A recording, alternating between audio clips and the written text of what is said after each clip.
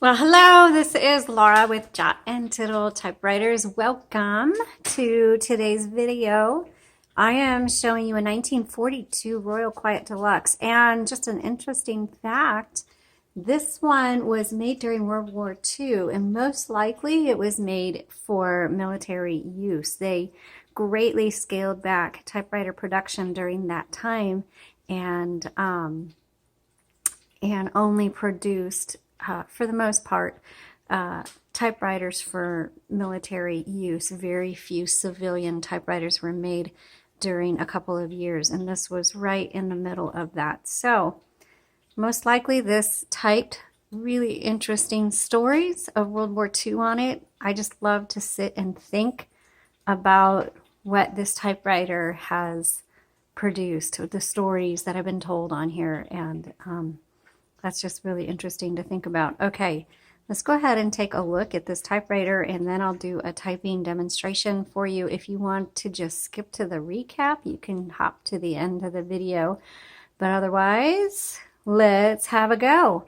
So you'll see that these are the original glass keys, and they're actually in excellent condition. They're really pretty.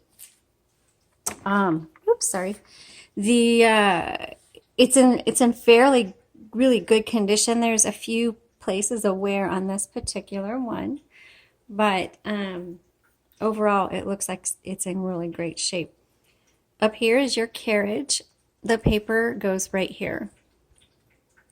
You'll see if you lift back this nameplate, then this is where your margins are going to be set, and you just press and drag to put your margins where you would like them to be and flip that back over. The paper guide is really handy for making sure your paper is threaded straight, or if you're doing multiple pages, it just keeps your margin consistent. Now, this does have magic margins on it as well, so you don't have to move them around manually if you don't want. And the way you set your magic margins is you put the carriage, and it looks like it's only on the left side. So put the carriage right where you want the margin to be, and then hit the magic margin, and now that's where it is. If you want to clear that, then to move the carriage, there's two little metal knobs right there.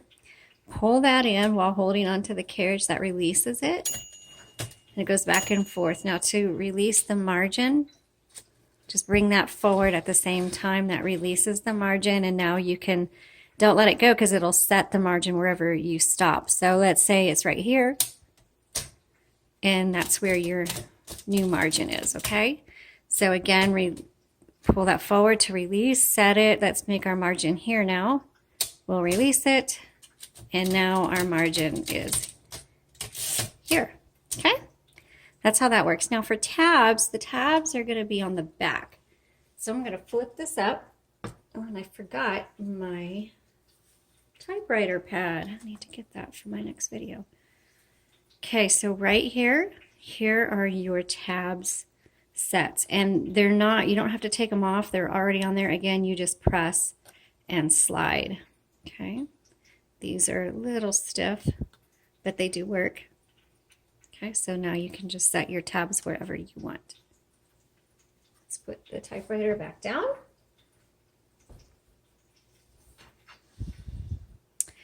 And let's keep looking. So on here, this is your paper release. So that releases the tension, this right here, on the paper. So if you need to adjust it, you can do that. This is just the holder. On the left side, because I should have double checked before I started. I believe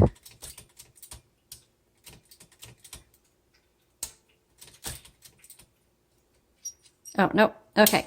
So this the taller one, the one that's closest to the roller, is actually the release for the roller. So when you turn your handle, you hear it clicking. That's every half a line. Sometimes you need to do some fine-tuning adjustments in case like you're using lined paper and you want it to line up just right. Then you just press this forward. That releases the roller so you can do your fine-tuning adjusting. Make sure you re-engage the roller before you start it back up. This is going to determine if you advance single or double line. Okay. All right, so now I'm going to move the carriage to the left a bit. I'm going to pop the top open, and inside you're going to see, oh, the spool popped out, which is really common during shipping. And so you just make sure that it's on. You pop it back in there. You'll see there's a little pin that sticks up. That pin needs to go in one of these 4 holes. So when you pop it on there, just kind of turn it. Okay, so I got that in there.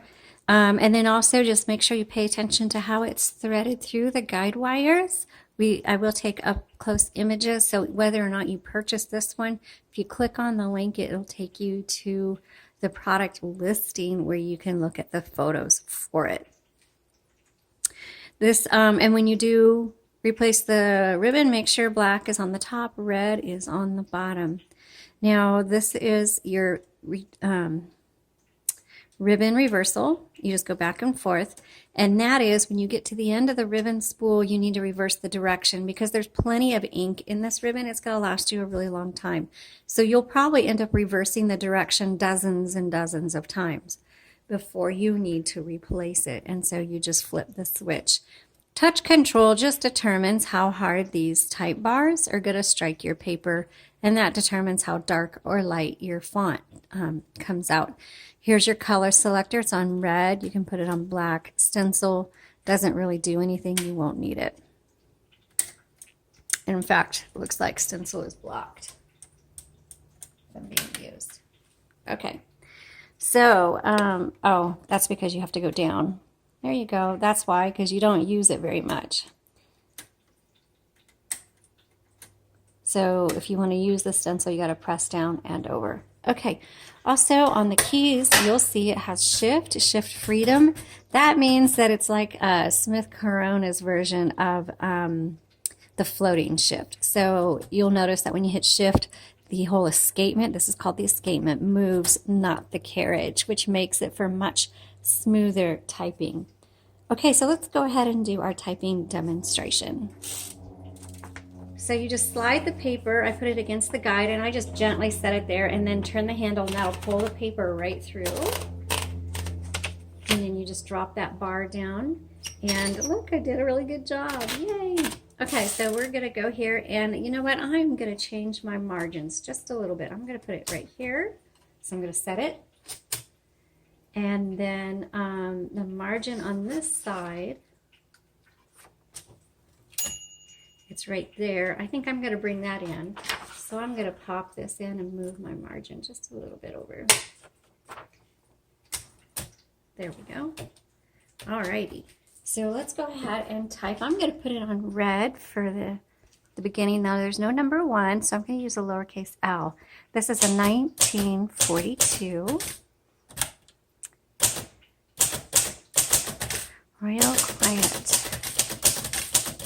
Whoops, not 2 at once. Deluxe. And if you've watched my other videos, I usually go through the whole keyboard now, but this time I'm going to go ahead and type the sentences, and then we'll go through and test all of them. So, the quick box.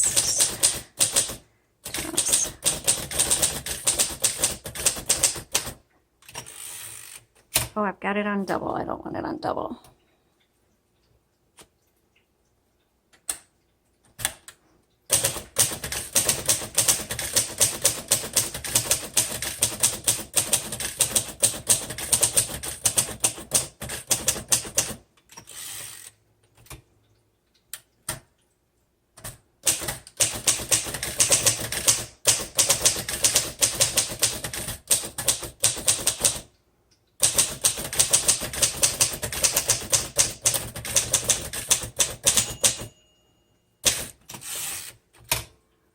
Bell sounds really good.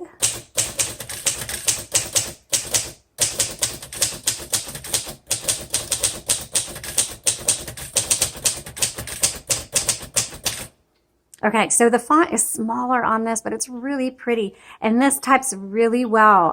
The keys are just they're strong, but they're bouncing right back up.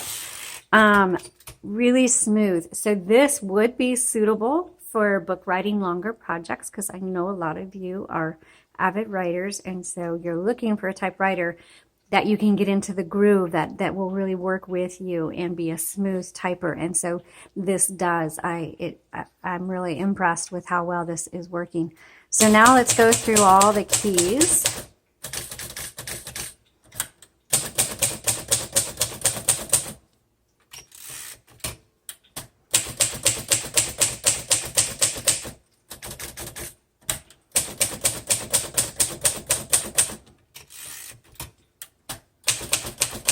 You know, the Royal Quiet DeLuxe is usually an excellent typewriter. The more I type out, and the backspace works, the more I'm really learning what are consistently are good performers. And I'll be honest, when we first started, I really didn't like the Royal Quiet DeLuxe. I mean, it just wasn't anything, it just wasn't as pretty and shiny as maybe, like the Smith Corona Sterling or something like that. And I just thought it was very boring. But I am learning that with each Quiet DeLuxe we get, it's a very consistent in terms of being an excellent working machine. All right, so that is everything on this typewriter. Feel free to, I'll take a photo of this, and feel free to take a look at our website for more information. Thanks so much for watching, and please subscribe to our channel. Have a blessed day.